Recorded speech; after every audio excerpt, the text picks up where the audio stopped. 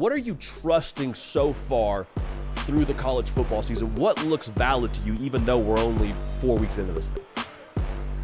Yeah, I mean, we're kind of in that like we're baking a nice or putting together a nice spaghetti marinara. You got to let the sauce simmer a little bit. You got to let those vegetables, the aromatics, all that. We're starting to get the senses now, I think, JD. We're starting to really learn about some of these teams. You and I, again, we were texting back and forth about, what do we believe? What do we not believe? What's real? I certainly believe. I think Miami as a contender is legitimate. You talk about the ROI that Mario Cristobal has gotten on these transfer guys, whether it's Tyler Barron, Simeon Burrow on defense, obviously Cam Ward, Damian Martinez, the receivers on offense. I mean, this is like a Warren Buffett, stock portfolio. The way they've hit on all these guys, it's been really impressive. So, the biggest thing with the Canes and kind of where I would kind of want to pick your brain is, are they going to be tested? Yeah, you look at their schedule and it's almost like I wonder if this is going to be a 2023 version of Georgia where you go through the whole regular season, then you finally face that test and for them, the SEC championship against Alabama a year ago. For Miami, maybe it's against Clemson. The difference being now, JD, it's a 12-team playoff. And so you stub your toe, Mario Cristobal's team can still make the field. So absolutely. I mean, you talk about they're number one in the nation in sacks, number one in the nation in yards per play. It's a pretty damn good combo. Yeah, that'll do just fine, no matter who you're playing against. And I get they haven't played anybody since Florida. I'm really excited to see how they approach little Friday night action. Haven't played anybody in the P4 since Florida. They got Vatek rolling into town. One of those games. The thing for me, Jesse, which makes them like a national title contender, I'm right there with you. I'm buying that. Like, I understand that they probably don't have the roster of a Georgia or an Ohio State, but I think in this 12-team playoff, like if you can just be in the neighborhood from a roster talent perspective, and you got a quarterback like Miami does in Cam Ward, like that might just be the difference for you. And I get you have to string it together there for a number of games, but I think with what we've seen from him so far, nothing would surprise me with him. Like I keep going back to this, seeing him in the swamp just look like he's playing backyard football and see his heart rate look like it's at a resting level for the entirety of that game. Like, that was why I picked Florida in that game, was I thought the atmosphere would get to him. I was way off in that one. So I'm with you. I think Miami 110% should be in that national title contender conversation. And also the schedule, like you mentioned, totally factors into it. Their toughest game is what? At Syracuse to end the year? And even that you could probably lose and run it back. Like, yeah, I would say at Syracuse right there. Sorry, go ahead, Jesse. I keep cutting you off. Go ahead. No, you're good. I was going to say maybe at Louisville, but in terms of like what we know, what we don't know, I mean, a month ago, everyone had this Vatek game circled because they were one of the preseason darlings. They returned more production than almost any team in the country. I think they were top three, offensively and defensively. And that coaching staff, frankly, I think has just really let down the Hokies this year. That Kyron Drones does not look like the same quarterback. The defense has regressed. And so now that game isn't nearly as difficult for the Canes. Whereas, Miami's team seems to be kind of on a rocket ship. I think I'm right there with you with Cam Ward. I think he plays with just kind of a nonchalant swagger.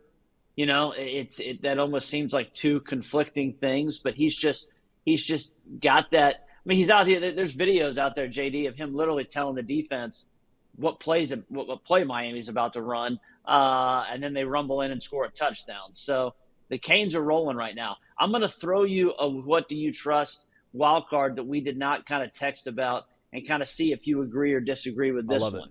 What do you trust? Because I do trust that Penn State's offensive renaissance is real. I think we've seen the dividends of the Andy Koltanecki, paying it forward where it's not working at Kansas right now. Jaden Daniels is a shell of himself, and now Drew Allar is suddenly just using that howitzer to actually throw down the field. There's still kind of a no-name cast of receivers. Henry Wallace went off against West Virginia. They had a new guy go off this past weekend. Tyler Warren might be the best tight end, in the nation, I think. And then, Katron Allen and Nick Singleton, they kind of seemed like they were like Ferraris with, a blown-out tire last year.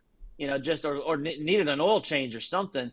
Now they are humming. I mean, so this is talking about an offense that a year ago, the big bugaboo oh, they were scoring against a lot of these bad defenses, but they couldn't put any explosive plays. Now they're number 3 in the nation in explosive plays, and I'm buying it. If Penn State's going to be held back this year, and where I am going to be curious about the Nittany Lions as soon as this weekend against Illinois, is what happens with the back half of that defense.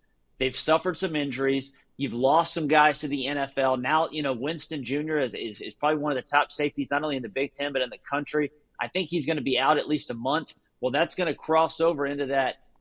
I don't think they're in danger of losing Saturday, but we're going to find out about that secondary against Luke Altmaier. Has 10 touchdowns, no interceptions against Illinois. But then you play USC in 2 weeks. You have Ohio State down the schedule. They're going to be facing some offenses that obviously can match firepower for firepower. So all the belief in the world in Penn State's, offensive renaissance, I actually now have a little bit of questions about Tom Allen and that defense.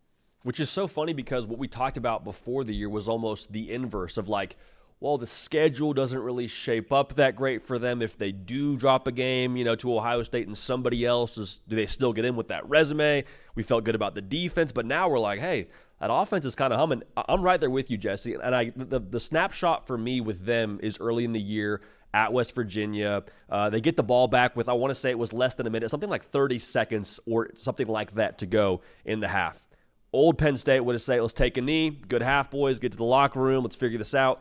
And Colton Necky just presses the pedal to the metal to play scoring drive. Now, I understand there was probably a little offensive PI that, happens, part of the game, but seeing the mentality change for them, seeing the confidence from a Drew Aller to say, I'm going to cut it loose, and he's got an OC now that's going to empower him to do that. I understand, I'm 100% with you, like the playmakers may not be the Keandre Lambert-Smiths of last year or any household names, but I'm 100% buying this offensive firepower from Penn State. I think it's real. Something I'm curious about this week, Illinois seems to play a lot of man coverage, and so for Drew Aller now, what's the confidence level in his guys to go win a one-on-one ball, and what's the Andy Colton-Necky special to scheme it up and find a way to create more explosive plays against a really advantageously opportunistic Illinois defense, taking the ball away twice a game. So I'm with you. I think Penn State, with that schedule and what they have on the bone that's left, I'm excited. I'm excited to watch Penn State. College football sickos, make sure you're subscribed right here to the On3 YouTube channel. College football, nothing but college football, the way that you want it discussed. Here's, in that same vein, man, I'm trusting the Clemson offense. Like, I understand, like Clemson for the last, call it a year, since Garrett Riley got there and the Cade Klubnik era began, felt very fire-festy, right? It was like, we got this 5-star quarterback, we got this great new offensive genius, and then you show up there and it's like, anemic offensively. You and I talked before the year. It did not feel like Garrett Riley's offense. You are the equivalent of an influencer showing up on an island and you were promised a resort and you got a couple of tents to live in. Now, though, it's like Andy Dufresne in Shawshank. It's like the rain is hitting the skin. It feels so good to see the offense stretching the field. I know it was App State. I know it was NC State. But just seeing kind of what we said about Penn State, the mentality offensively feels very different to me. Are you buying or selling that? I'm buying that the Clemson offense at least has way more teeth than it did, in the last 4 or 5 years. I don't know if I can say I fully trust it yet, just because the numbers are so disparate when you play an offense. Is it just because they're not playing Georgia? Yeah, they averaged like 3.2 yards per play against the Bulldogs, and now they rank in the top 10 nationally in yards per play because they hung 66 and 59 on App State and NC State. The fact that those two defenses have also been shredded by other offenses is a tad concerning. But the where I think you can be optimistic if you're a Tigers fan is that Cade Klubnik suddenly looks like he's playing on time and he's playing with confidence. And it's kind of the little things where, he's running up and down the sidelines and just seems to have some kind of juice and mojo that, wasn't there. Now, again, is it we're doing the movie analogies here? Is this the Space Jam stuff where they've just, they're squirting the fake juice and it's working because they've told themselves, hey, you gas yourself up against some other opponents. And now when they do play better defenses down the road, when they up against Louisville, maybe Miami in the ACC championship game, these kind of early, optimistic or confidence boosters they've built are right there when suddenly the going gets a little tougher. So I like that they seem to have more playmakers, Wesco, Williams, TJ Moore, the other freshman receiver, Brigham Sewell was, I think, probably carved himself into a decent NFL draft pick. And Phil Maffa, as much as I think we all liked Will Shipley, just to kind of his versatility and kind of scat back ability, I think Will Maffa just saying, "Hey, I'm running at you downhill, one cut, let's go, baby." I mean, you know that as a running back, JD, that's the way to live. And frankly, the not dancing, not toe tapping back there. It's just one cut and go. Now he's taking 30-yard runs. He's averaging over 8 yards a carry. So I don't know if I fully buy it yet, but I do think this Tigers offense has some real teeth to it compared to the past several seasons. Hey, I just appreciate you sneaking in there like, hey, JD, you understand how Phil Maffa feels as a former running back. Like, me and Exactly. Phil Maffa, very similar tape. Very, very similar tape. I think I was right below him on the board for Clemson. Well, I think you would have been a quality Clemson guy. I think the program would fit well in. I think there in Clemson, South Hey, Carolina. I would cover a kick. I tell you that. I may not help him on offense. I would cover a kick. Jesse, what else are you maybe not trusting so far throughout college football, week 5 into this thing? Yeah, I mean, I'm selling Missouri as a national title contender. I think it was their precipitous fall in the AP poll. I think it was warranted. Some of their underlining metrics, I think, look actually worse than the kind of the raw stats. If you say, you look at they're a top 10 defense, and Cook's numbers are okay, and Luther Burden scored 4 or 5 touchdowns. But they're lacking a ton of explosiveness. A year ago, they were, I think, second in the SEC in plays over 30 yards. This year, they're tied. They have one more. Here's the stat for you. They have one more than Oklahoma, which might be one of the worst offenses in all of the Power 5 or Core 4. So there's just something. They seem slower on defense. I think they definitely miss, the pass rusher Robinson from a year ago, Tyron Hopper. Rakestraw, the corner. I just something's missing there. Henry Mevis. They missed the thicker kicker. Yeah. They have a guy who missed 3 field goals this past weekend, 2 field goals a couple weeks ago. So their schedule is going to allow them to maybe figure some things out. But I think they're going to get got, not just at Alabama, but I could see A&M next weekend, or even I'm not high on Oklahoma right now because of their own quarterback situation. But why couldn't they? With that defense, maybe, put a scare into the Tigers. So not trusting Missouri as a national title contender. And I'll tell you this, I'm not trusting that all these coaches across the country are going to suddenly figure out their own quarterback, rooms right now. That's whether that be at Oklahoma, whether that be at Auburn, whether that be Texas A&M. Is Elko going to get that right? Does he go back to Wegman, or does he stick with Marcel Reed? I'm not confident that any of these coaches are actually going to get it right based on what we've seen kind of thus far. And I'm glad you said that, because this is kind of something we didn't talk about at all before this, but I'm glad that we're here. The Oklahoma quarterback situation. Like, Michael Hawkins Jr., I think, is very obviously the right guy. I'm not 110% sure that Jackson Arnold isn't still a really good quarterback. Like, I'm looking at the offensive line, and when you have a sack rate of 9%, probably doesn't help with decision making. It probably doesn't help the internal shot clock overall if you're trying to, run the offense to its maximum potential. And so I think Jackson Arnold could end up somewhere else, or maybe you go back to him at some point if you're Oklahoma, if you're able to get some more receivers healthy and Michael Hawkins Jr. struggles. But I think that to me is the most layup of layups with what the offense has right now. I think he is the only guy to go to run the system, because he can get you out of trouble. Yeah, I think it's a concern that Brent Venables seemed to have kind of, I don't know if it's revisionist history or what, but suddenly, the talk out of Norman is that, oh, no, we didn't tell Dylan Gabriel he couldn't come back. That ended up being his decision. He made that choice to move on. Again, that's kind of reeks of revisionist history to me, based on just how much was coming out of Norman in terms of smoke about how excited they were about Jackson Arnold and this 5-star and this guy who had this big old arm. And, Jackson's athletic. I mean, before the Tennessee game, he was leading the Sooners in rushing. He does not have the kind of, I think, scoot and wheels ability of Hawkins. But there's certainly talent there. But when you have 9 turnovers, you have no decision but to at least look at the other guy. Now we'll see if it gets any better because, as you kind of mentioned, the receiver. I mean, they have like an infirmary right now. With that receiver room, they're all beat up. It's just it's a complete mash unit. The offensive line, they whiff, JD. This is a grade A example of why you don't build an offensive line out of the portal, because they didn't identify the right guys. There's guys that are now at Miami and at Illinois and at a couple of these other schools that were offensive linemen out of the portal that absolutely could have gone to Oklahoma, and they just misidentified the talent that they brought in, and they've whiffed. And so it's a terrible offensive line. It's a receiver room that's wrecked, and now you have a broken 5-star quarterback, and you're turning into a guy who, yeah, he came in and gave you a little bit of a spark, but we'll see what sort of I think staying power, I guess, it has for an offense that just feels like it's a complete mess right now.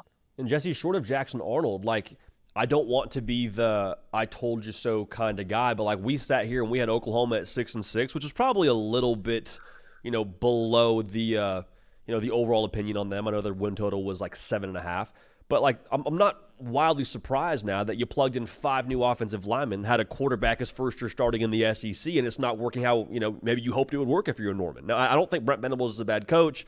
There's something to be said about, like you mentioned, the quarterback situation and the way they've built this offensive line, but this year was always a pretty massive question mark when you break in a whole new offensive line in the SEC. And so, I mean, it's kind of like you reap what you sow a little bit here. And this was just kind of the year that Oklahoma was running up on when it comes to what this year was going to be on the roster. To pivot here a little bit, staying in the quarterback lane, I think we both try and not be the hot take guys.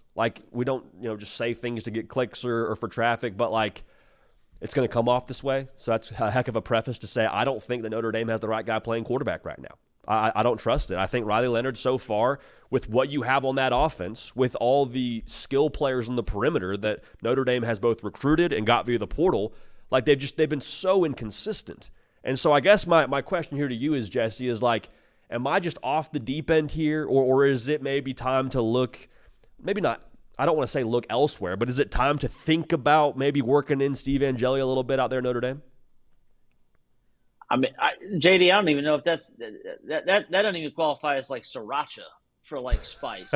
I mean, I think that's totally fair and with merit. I mean, look, Riley Leonard has just, I don't know if it's a regression deal or what it was, but he has just not been the same guy for a couple seasons now. He's obviously battled a slew of injuries. Throwing the football was never his kind of strong suit, which seems like an odd statement to say about a quarterback. But he's a supreme athlete, ex-basketball player. He's shown what he can do with his legs. But this is a guy who, he had 3 touchdowns all of a year ago, and it took him 4 games to throw, 1 score this season. He has 1 pass, I think, over 25 yards. He's just a limiting factor right now. You're averaging 5.7 per attempt, and this is against 2 MAC defenses, Purdue, and then, yes, Texas A&M. And so it's not like Notre Dame's been playing a bunch of world beaters that would say, oh, man, this, they've been going up against the best secondaries in the country. No, that's not the case at all. And so if he can't do anything against this Louisville pass defense, I have kind of a matchups piece at On 3 right now. That's kind of what I centered on, was Riley Leonard and kind of Notre Dame's passing offense against this Louisville pass defense. Louisville hadn't played anybody. We really don't know anything about the Cards. The one little bit of leakiness they've shown at all defensively, and I say little bit because it's just one game against Georgia Tech. Haynes King had over 300 yards, averaged 10 yards of attempt. So if Riley Leonard can't find anything, again, when you said the weapons that they have, they brought in Collins from Clemson, who seems to have flashed. I think Jaden Thomas and some of the other guys they have out there, they don't lack skill players like in recent years. The running back position's good. The offensive line is just okay. But, Angeli was certainly looked better against Purdue, going up against the same, bad secondary. And he, had 2 touchdowns in that game. Leonard did a bunch with his legs. So I again, sriracha take, get him out. Let's see somebody else. Now, this is the difficult. This is also like the quarterback economics, though, because what sort of roster investment did you make with your NIL collective to bring Riley Leonard in, and how much does that influence and factor into these decisions that say, hey, if you're only going to get X percent better, do we losing the locker room or whatever? If so it's a new world, man. It is wild times, absolutely wild times right now. And maybe if you're a Notre Dame fan, you say, well, hey, JD, Jesse, we're dinged up on the offensive line. We need a guy who can escape and run the football for us. Like, maybe that's the answer. And if that is, cool, like that's your world you want to live in. But we're in agreement here. Like, there's too many weapons here for Notre Dame to have a guy who can't consistently push the ball downfield. And like you mentioned, against this Louisville secondary, where that's probably where you have to win if you're going to win this game at home against Louisville. So, I don't know. Do you have a take in that game, Jesse? I'm putting you on the spot here. We have picked Louisville on this show in that game. The Notre Dame Fighting Irish faithful will come after us in full force if and when we are wrong. Do you have a prediction in that game before we let you go? I'm leaning the Cards for the points, too. I mean, I think they have the better quarterback. They got the better coach. That's again, A plus B equals C for me. So, yeah, I guess that, and then college football will man. tell us. Go say it again. I'm a simple man, so I love it. I was going to say A plus C or A plus B sometimes equals D in college football, as we've seen now multiple times. So maybe we'll sit here on Monday with egg on our face, but I'm with you, Jesse. I think it all makes too much sense. Way too much sense. Again, Jesse Simonton, best in the business. Check out all his work over at on3.com and on this show as well. So, Jesse, appreciate you, man. Stay safe out there with the weather coming in. Thanks for having me.